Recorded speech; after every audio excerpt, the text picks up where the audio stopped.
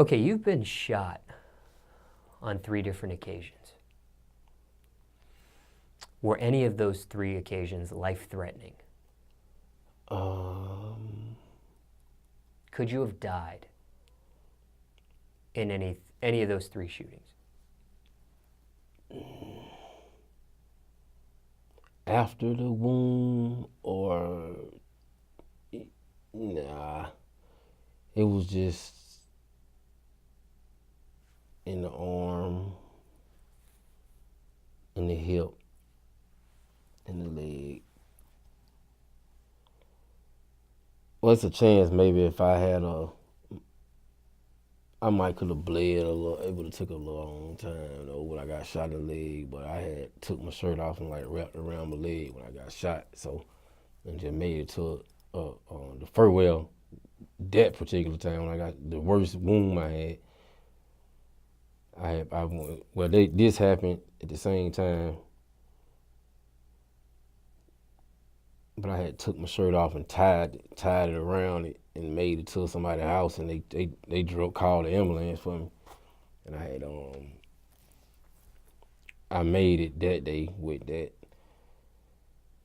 But one time, dude had came and tried to rob me in my house. I was young, too, probably like 19 or something. I probably I probably about 18. And I had to cut the light off on him and tried to pick him up. I wasn't really strong enough to do all that, so Phil had done went off. Home had a 32 or something. It had done traveled all the way around. The bullet's still in my pelvic right now. Stuck in there right now, still in there. Still in my pelvic right now. I always used to try to, I ain't think that was right. And folks try to rob me. I ain't gonna give it up. I ain't like giving it up. I used to feel like I need to put up some kind of fight. I can't just do that. I don't took people. One dude had to try to rob me. I had to grab the gun. I ain't even know he had 3 more people, but then they came out busting, hit me in the leg right there. They kidnapped me that day, tortured me, burnt me, all kind of junk. And it just really like, if I would have gave it to them, they wouldn't have shot me though. Really. It was my fault. It was my fault. Hindsight 2020, you thinking back on these 3 different occasions, you learned something about yourself. Yeah. I learned something about myself that sometimes you just give it to them, give them that material stuff. Just somebody got the ups on you. Sometimes just gonna just give it to them. I was just blessed to heal all the way back up, like always completely, perfectly back up, some kind of way, all the way completely back. I was just blessed, but like, I don't advise nobody unless you just really think you a black belt. They just try to flip that move unless you in the crazy situation where you think you might still get hit after you give it to them, but that's an element of surprise that you can't determine from curiosity. Now, I've heard of some instances where you'll see it on the news. Maybe somebody was robbed, they gave it up, and they still got shot. That's why and killed. Yeah, that's why I was like, man, you don't put it's a crazy seesaw, man. That's why I be telling people don't even come out here, cause you don't know what you gonna run into out here. Cause I still like right now, I told myself I'm gonna give my kid up. I told myself that, but that moment got to be before me for me to really. I don't know if I'm gonna do it. I'm gonna try to. If I got my scrap on me, I ain't gonna give him nothing but some bullets, and we're gonna go from there. But I just feel like I'm gonna give it up. I'm gonna give him something. I'm gonna give it up. But That's why these streets some people can't take that part of it, and some people can give that part. Some people can rob, but they can't get robbed. Some people don't know how to act on the other side of the gun, so it's a crazy balance in a corrupt situation. Really, these streets really just too corrupt. I don't know if you know the mentality, but why in an instance where somebody does give something up, do they still get shot and possibly killed? Because it'd be like, it's a three-way mind frame for the perpetrator.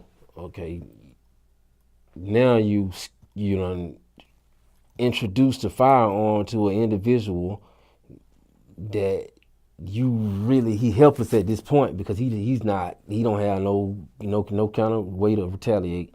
At this point, now you saying, damn, he might see me again. He done saw my face. Oh man, is this money I'm getting from him? I can't hide with this money, so I can't hide. I'm in the same neighborhood where I'm at. They might come back over here and look for me in this area. I can't run because I ain't got enough money. So maybe I should just go on and kill them or shoot them to show them serious so they don't come back. But sometimes you can provoke things and end your whole entire career. So it's a two-way street. For someone, go ahead. Go ahead. Okay. For someone that's never been shot before, and you've been shot on 3 different occasions, what does that actually feel like? It's just like a burn at first, and then it just the trauma. It really based on the trauma and the bone damage. If you got some bone, see, I had bone damage because like when they shot me, when they kidnapped me that time, then when I got the worst because they fractured my fibula or something, and then they blow the fat chunk off my calf muscle. They hit me with a 357 and a 44, and luckily everything was like a centimeter off from destruction. So you get away with a scrape, don't think you Rambo, you invincible, because if something crack that bone, it'll send that pain all the way up your hole. You won't even be able to move. Them folks say you taking all the drugs. So don't think, it ain't no good feeling.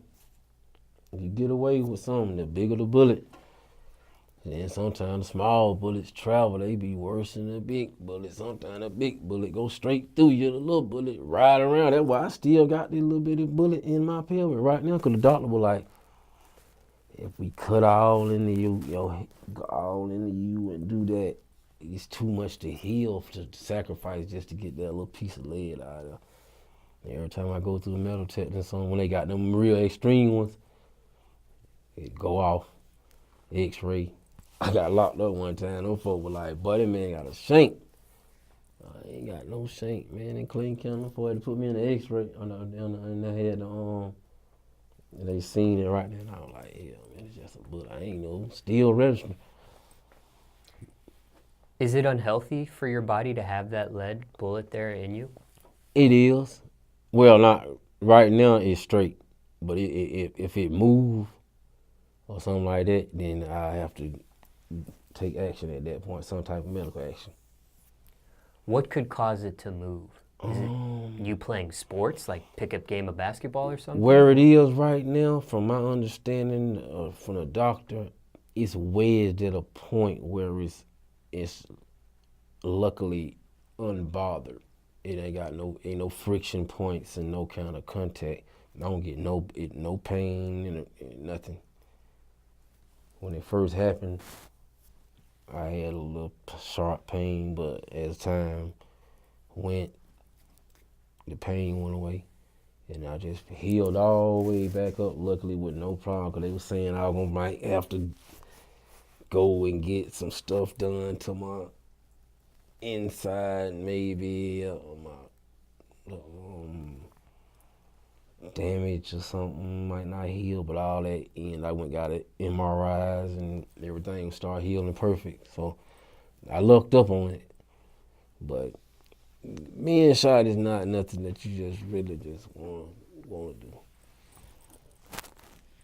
especially with no big gun, no little gun. All the guns bad. What about a hollow tip bullet? You ever been hit by one of those? That I don't know I ain't never see the bullet they shot me with.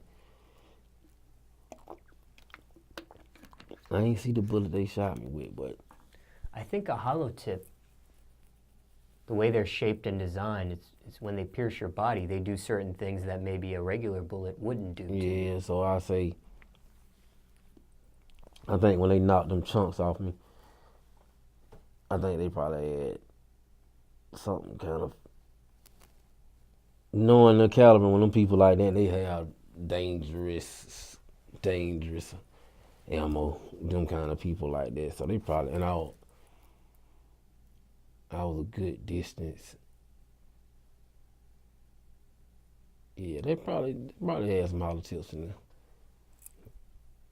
But if you get shot, you better hope you get shot. Don't get shot with no hollow tip though. It's good. They spread out. Now, there was one instance where you got shot and you used a shirt like a tourniquet. Yeah. Was that the very first time you ever got shot, or did you learn that after getting shot previously? Nah, it was just the blood was coming. And I was just like, boy, the hole was crazy. The fool tried to burn it. The fool set something on fire and tried to burn the hole because it was open. It was bleeding so crazy. He tried to burn it. He actually did slow down the bleeding when he burnt it. But it was so sloshy and just messy. I just still tied the little Jabot shirt around it and just tight as I could. And just drove myself up into the lady yard. And they just had to throw him in the back of their SUV and pull to him to the fire station. Who tried to burn you? That was during the torture session? Now, there was, I don't know what these fools were trying to do. There was another incident. I don't know what, like, I guess he got scared. Like, I don't know. These people, they knew me. These folks knew me. Because they knew my name. So it's just like, I don't know what kind of robbery they were doing. Like, they didn't look that. I saw somebody on TV burn a wound to stop the bleeding on a movie, an old Western movie. I was like, these folks really psyched out. He burnt me and stopped, slowed down the bleeding. Like with a lighter? Yeah, they had something they were burning. I don't know if they lit a stick or something. I just felt the heat at that point. I was like, man, that didn't even hurt. That fire didn't even hurt. I just smelt the burn, the little chicken smell, the little cooking smell. But I was like, y'all got shot after that bullet. I was just like, I'm just waiting on these niggas to go and kill me, because they just really were like, oh, 1, 2, 3. They got real quiet. They just ran out the house. I just waited. I counted to 60 about 5 times. Then I made a break. A drag, rather. So the person that shot you tried to stop the bleeding? Yeah. Oh, that wasn't a friend or somebody trying to stop the bleeding for you. That was the person that shot you. Yeah, that wasn't my friend. Oh. Yeah, that was just like some, I don't know, they meant, they didn't want to really shoot me, but they had to, or what, because I took their gun. When he put the pistol on me, I took the gun. But I ain't know that they had some old shooter with them. They burnt my truck up and everything. That time they burnt my truck up, burnt my truck down to the skull. But they didn't off you? No, they ain't off. They ain't off. Why not? I don't know why they ain't off me. I don't know. Thought they were? Yeah. I always think they gonna off me. I always think that it will be that. I feel like when you pull a gun on somebody, that's what you finna do. And that's what you supposed to do. And you ain't no, That is the essence. yeah. Like when you go to a training session with a gun instructor, the essence is don't pull it out unless you intend to kill something with it. And so that's why I see you.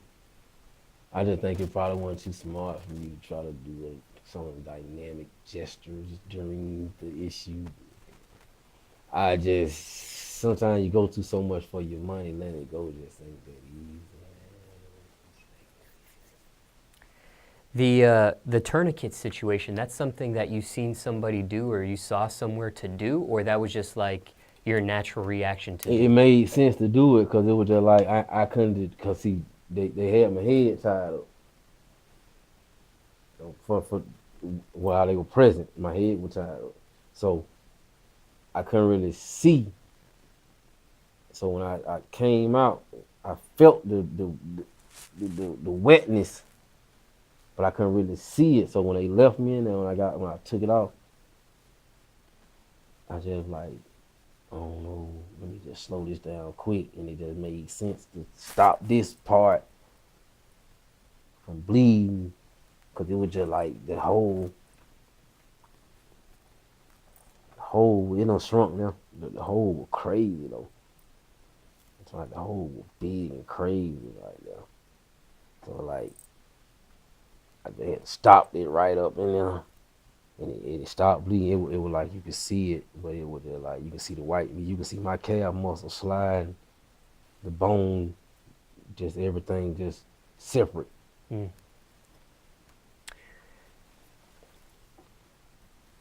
In these 3 instances where you were shot, did you remain calm or did you panic?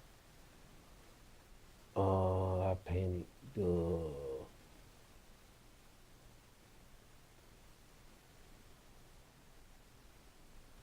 Yeah, I panicked one time.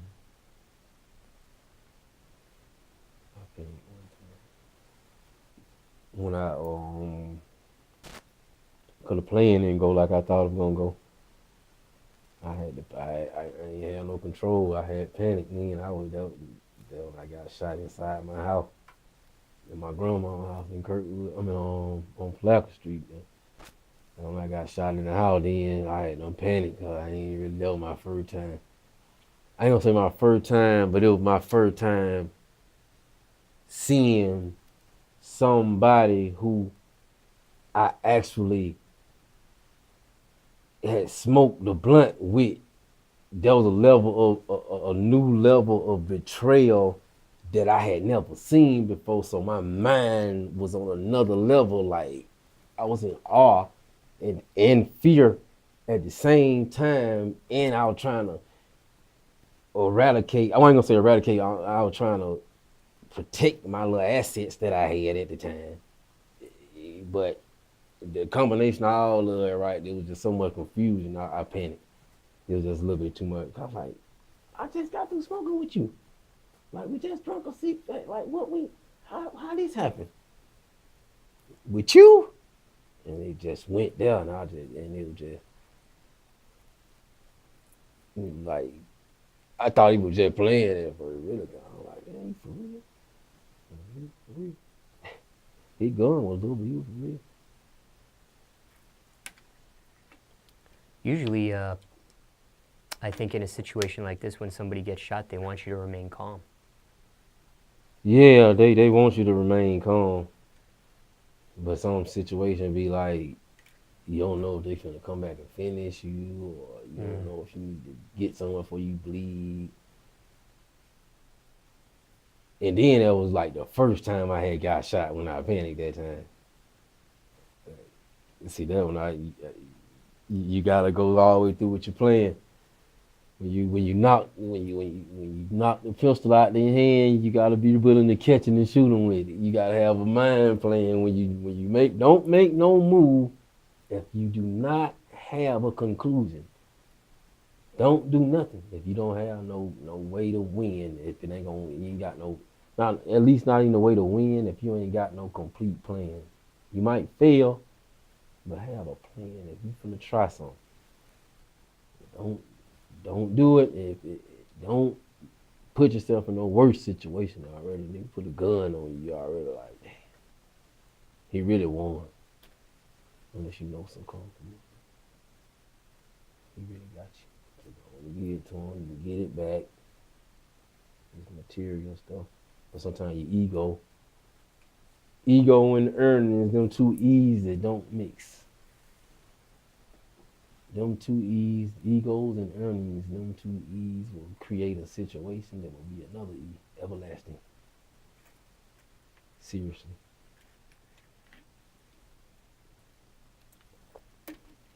Don't play with guns and don't play with people who have them. Don't.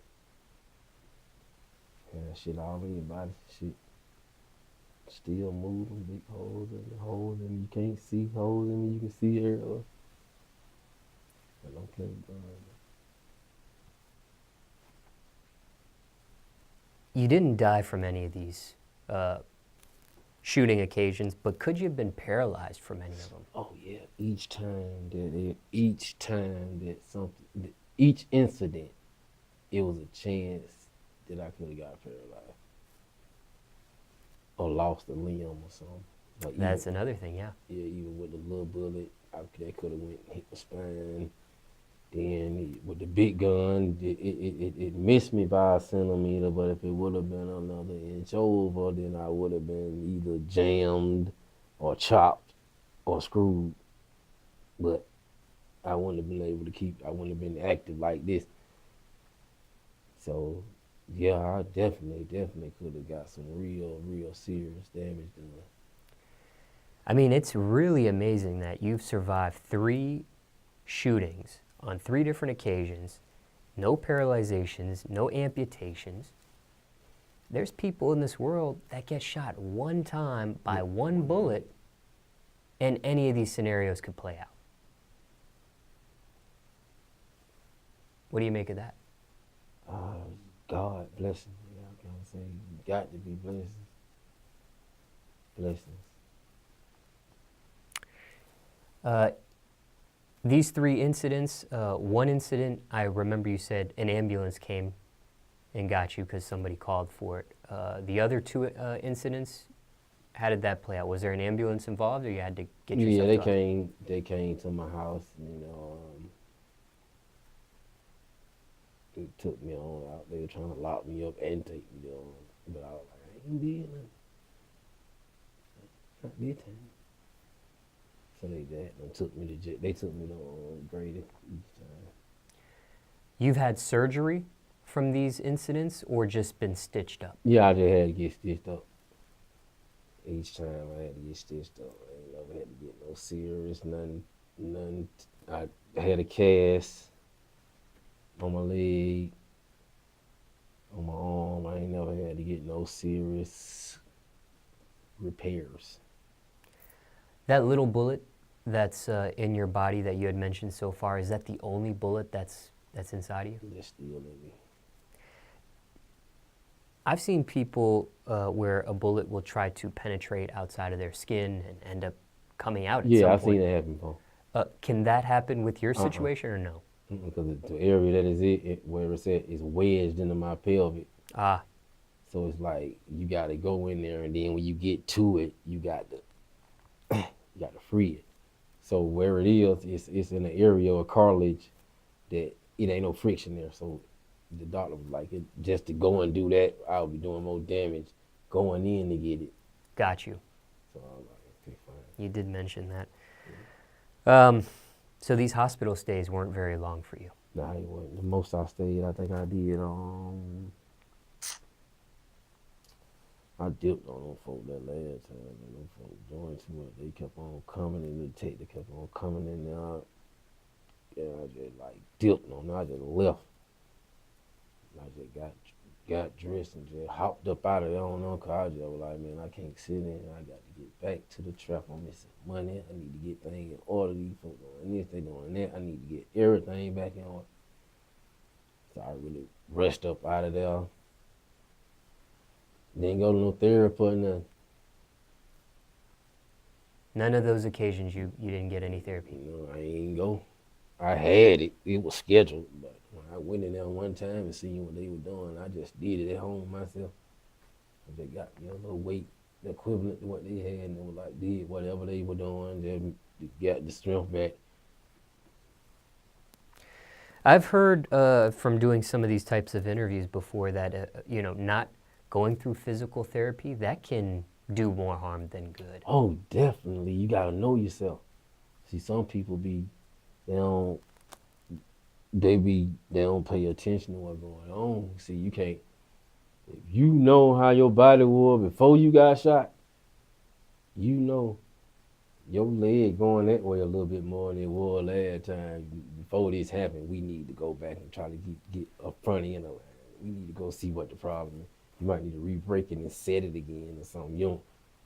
Cause later on down the line, you don't only have to go back and get no surgery. Mm.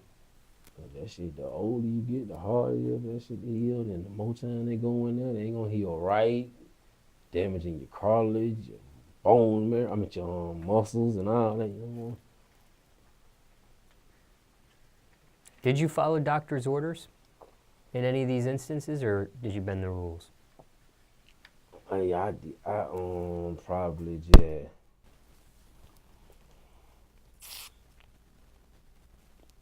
on that first one a little bit, for up until the point where I started feeling myself heal.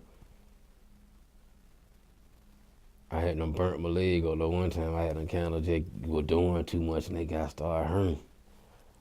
I had to go back in there. You know, folk told me to stay off for it, and they gave me some crutches that time. They gave me some crutches. Because I ain't want to stop. I ain't want to accept it, man. Some of that stuff, it delay you. Any complications or side effects from these three instances? Nope, none at all whatsoever. Not when it rains, not when it's cold outside anymore? The only side effect I got is to keep the gun on you all the time, instead of most of the time, all the time. Now, somebody watching this might have just gotten shot themselves, and they're now in the recovery process. Is there any do's or don'ts that you would share during a recovery process? Don't drink liquor. Do not drink liquor while you taking antibiotics and pain pills. And if you got a real bullet wound, do not drink liquor. Don't do it.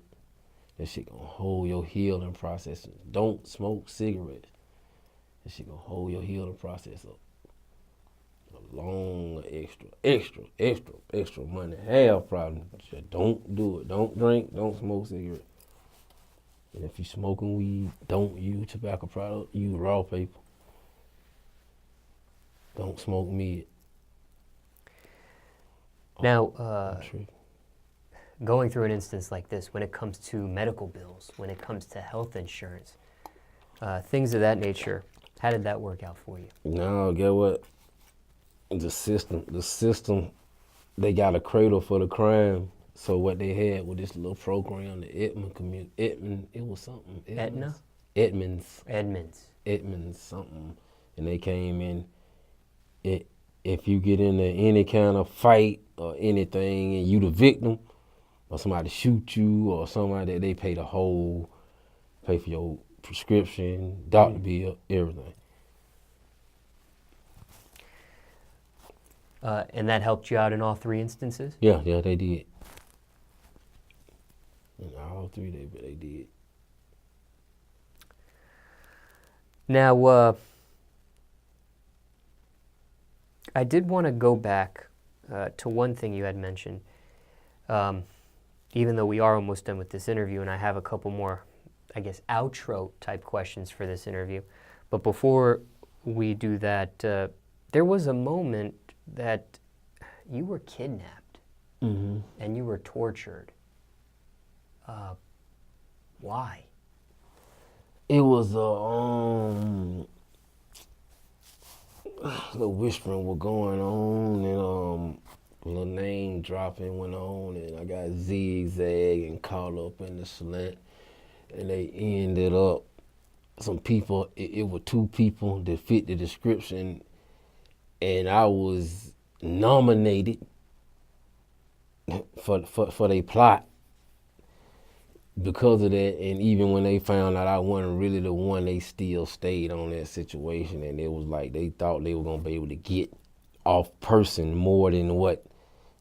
I don't know what gave them the impression that I rode around with a big bag of shit on me, but that's what they thought.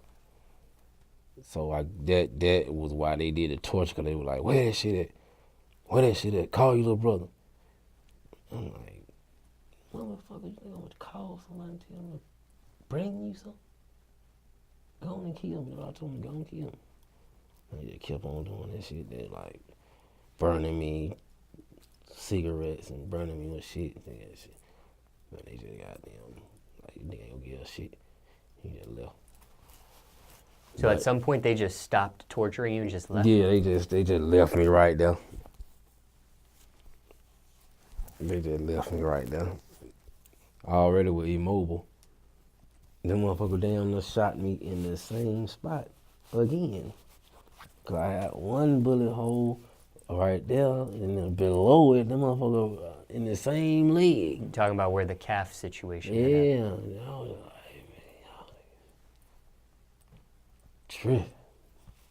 I just torturing you like for some shit that you can't. You want me to call somebody and tell you to bring? Ain't nobody gonna bring. The motherfucker probably let your ass die anyway. Ain't nobody finna bring shit. That's more jeopardy. Mm. And I ain't gonna sacrifice one of my people like that and tell nobody to come. And they can kidnap you too.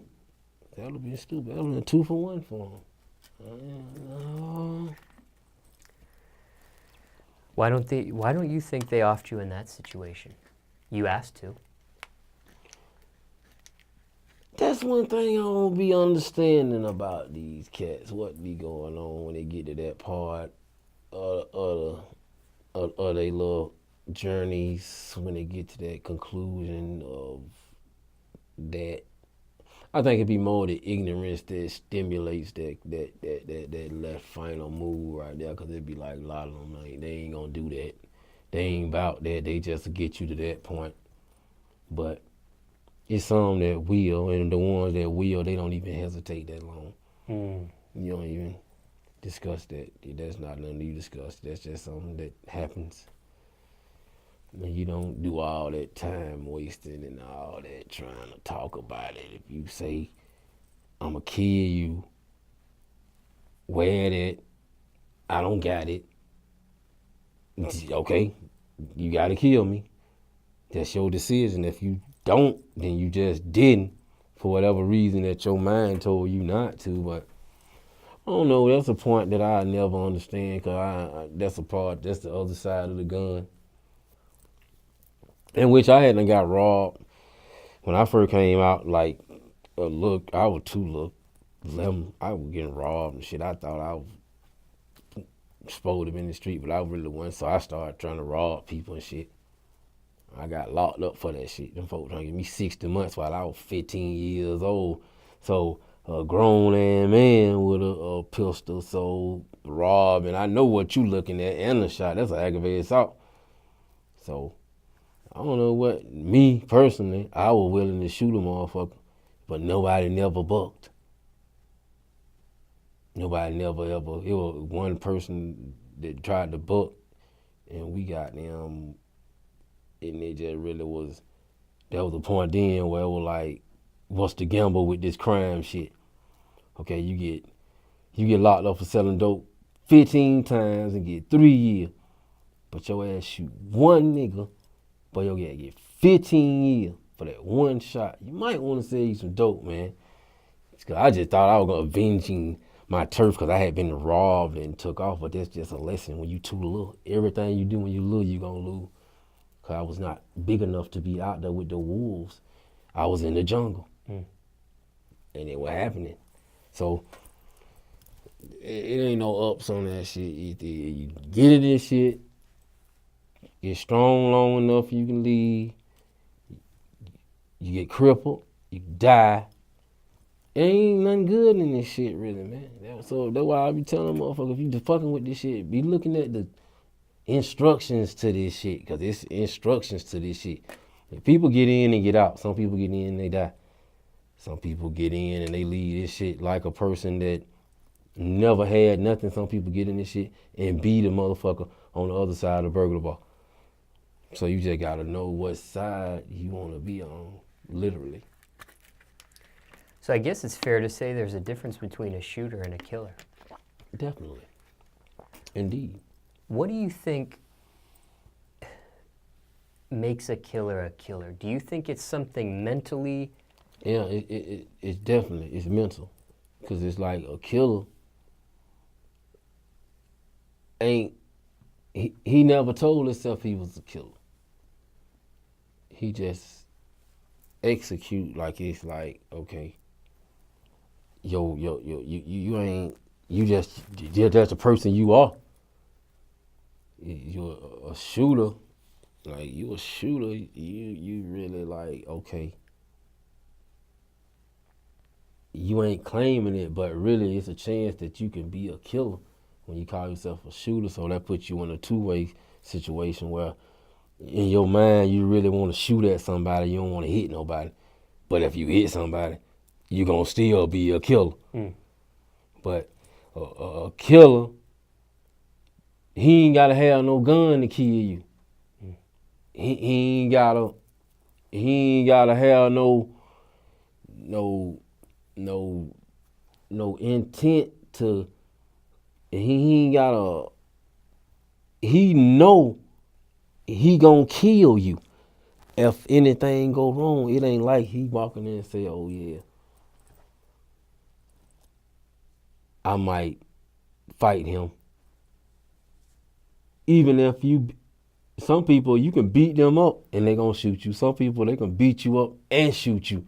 So it just matter. I think it's based on the rage in a person, like how far you go, and just like once you accept their rage, you already lock in with it. I mean, do you think a person that's a killer versus a shooter is raised differently than somebody? Like, is a killer raised differently than a shooter? Or maybe a killer has something they're missing in their mind that a shooter might have in their brain that just makes them not be a killer. And that's the remorse. And that's the care. And that's the code. You got people who kill for hobbies. You got people who kill for robberies. Some people kill because they don't want to be seen, because it's a part of the business. Some people professional hitmen, they kill. Motherfucker come in and kill you with a Y. Kill you with their 2 fingers. I mean, there's people that step on a bug and feel bad. Yeah, exactly. So it's like, it's that. They didn't even kill an animal. They didn't even kill. Cold intent in your mind to tell you, my life is I'm not, you got to mute your feelings, all your humane, and you got to like, pretty much, them motherfuckers make it out of a sport. That's the only way. And like some people be raised different, like your neighborhood, like some people uncle shoot, kill, and do all the robbing and all that. They be that. But definitely they missing that element of guilt and care. Like they really basically don't love nobody but they kids, pretty much, cause them motherfuckers kill anybody, but they real killers with anything. What percentage, and this is a rough estimate, but based on your experiences, what percentage of people do you think are shooters and real killers, not accidental murderers? If you could gauge it. It's hard to gauge, cause see, you got what you call like influential shooters these days. It's like, boy, you gonna let that nigga goddamn do that and he ain't gonna do nothing? And you'll be like, man, that ain't nothing, man. They go home, go sleep, come back. And then like, oh, look at the marshmallow, man. Boy, you soft, boy. And he be like, fuck this shit. Let me go handle this shit. And you just finna do some shit that ain't worth no money. And then you got an audience now. And then they went over there and killed that man. And you really ain't no killer. You just really killed these folk for your crew. That's all. It just be like some niggas kill out of fear. Some people, you know, it just be different reasons, and people they concrete different reasons to do that junk. But you know, it's a jungle out here, man. Closing out this interview, you've talked about these incidents in your music. You've mentioned these incidents in your music.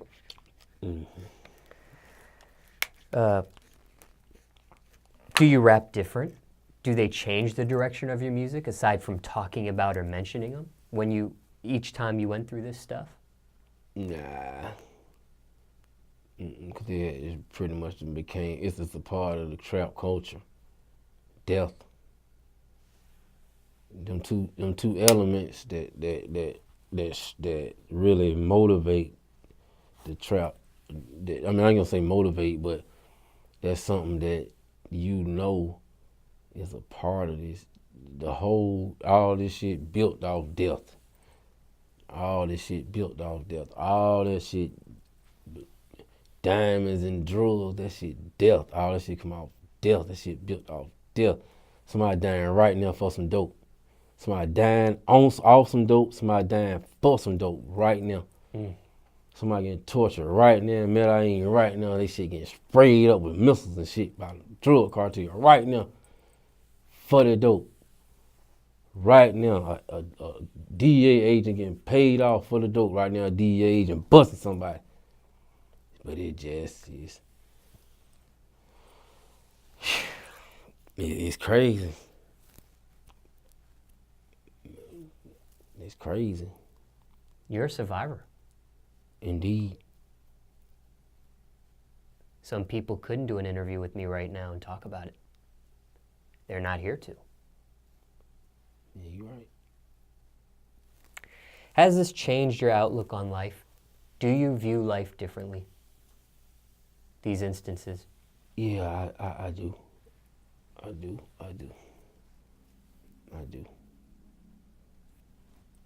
Yeah, appreciate life a little bit more than I did at first, because I kind of was like, I used to want somebody to try me. Like, I used to want that, like, I'm gonna take your pistol, nigga. Shit like that going through my mind then and shit that, like,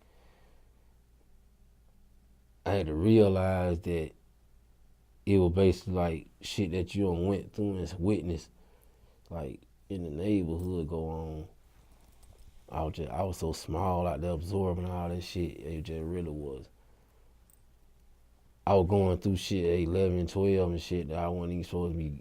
And I think I kind of grew up. I jumped the gun, so I felt disrespected when somebody tried to take something from me. So it was just like, I don't know, I can't say it's yeah, I can say it was taught to me, because I was in the streets long enough to get a lesson from the street. Just out there watching shit, because I watched a lot of shit before I moved. And that was another thing I did wrong, how I was watching shit I didn't understand. So I just went there and tried to interact with shit that these grown folks, none of the shit I was attempting, nobody my age was doing. People like, hey man, what you doing, man? What your family at? Like, and I found ways to maneuver and get in that mix, because I wanted to get that big. I was looking for that bigness, the enormous, large, the seismic force. I was looking for it. I wanted it. I wanted it. And so I just was like willing to take chance, and I felt like standing up for my stuff was a part of my journey. Like, all right, if I let you take my shit, how I'm gonna flip it? So I'm gonna take off on your way. Pew! But I was using that speed I don't use that speed so much on them niggas. Like, but I seen them rob it.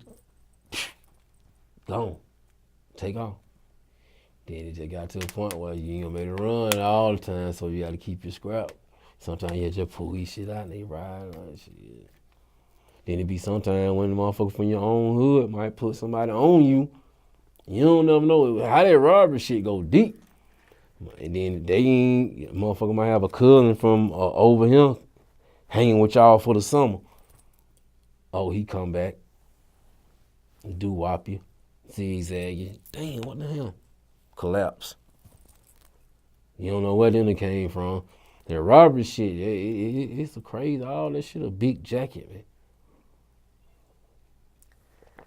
These instances, how far apart, as far as time, did these three instances happen? Like, were they a year or two apart from one another? Were they right away, close? It was like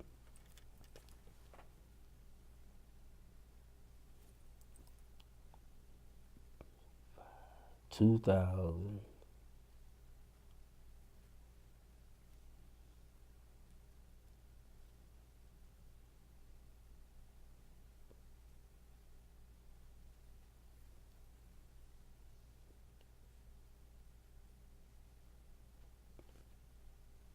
Like 3 years.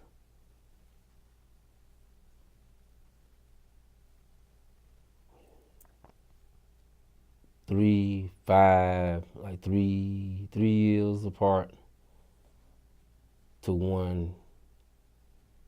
Then like 5 years apart From the other. Yeah. Somebody watching this might say, why put yourself in a position?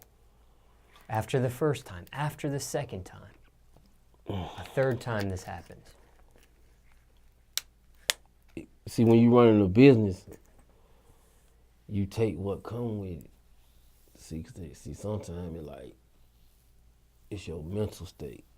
If you tell yourself you're running a business, you're gonna do what you gotta do.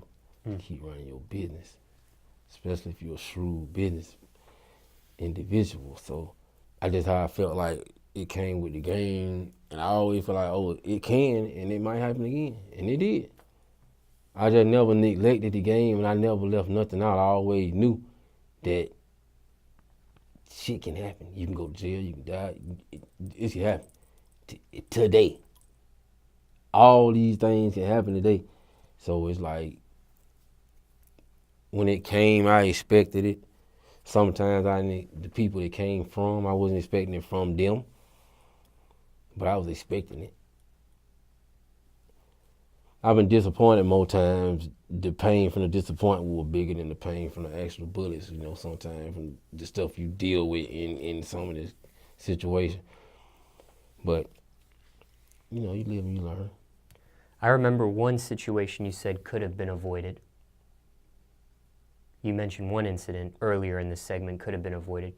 Could the other two incidents been avoided or no? Yeah, the shooting could have been avoided. I always provoke for that. One time, I had motherfucker, I got in the car with a motherfucker and we finna go somewhere with him. And that shit went south, but I really shouldn't even got in that car that time. Yeah, just on some real wild, not thinking, working out of ordinance, not staying on course with the plan, and I almost slipped. And luckily, I just kind of, one time the motherfucker, I got my dope. I didn't even get my dope or my money. Motherfucker just burnt me. I'm thinking I'm on a bike. I put my bike down and fuck with these folk. So it like sometimes you just had to just,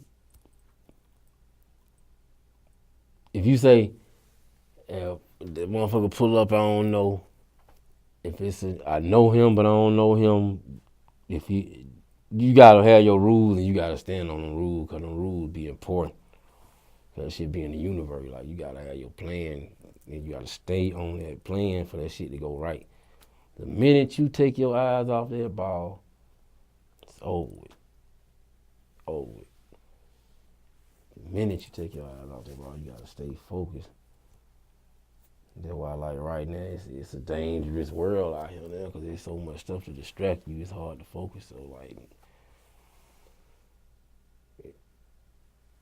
yeah, if somebody pull a gun out on you, go on and give it to them, cause like, I could avoid getting shot every time. I mean, well, I could avoid getting shot the worst times. Just if I had to just comply. But sometimes that day you give up might be you still might go with just crazy out here, man. Just crazy.